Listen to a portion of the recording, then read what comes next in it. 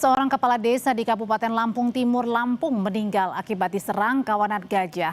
Sebelumnya kepala desa dan sejumlah warga berupaya menghalau gajah masuk ke permukiman warga. Ke hutan. Kawanan gajah ini masuk ke area pertanian di Desa Braja Asri, Kecamatan Wai Jepara, Lampung Timur. Kepala desa dan sejumlah warga berupaya menghalau gajah agar bisa kembali ke hutan.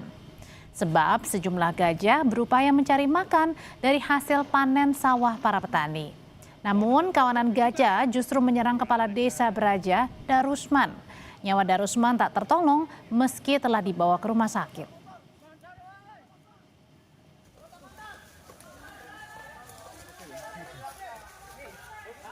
Seekor gajah menyerang, turun ke lokasi pertanian, menunggu hasil panen.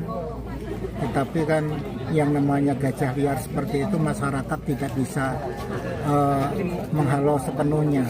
Pemerintah ini harus bisa berpikir bagaimana mengantisipasi ke depan supaya tidak terjadi korban nyawa lagi seperti yang dialami adik saya. Balai Taman Nasional Waikambas Lampung Timur mengungkap 11 gajah liar masuk ke wilayah pertanian dan akhirnya menyerang warga. Pihaknya dan pemerintah daerah berupaya mengerahkan puluhan gajah jinak untuk mencegah kejadian terulang.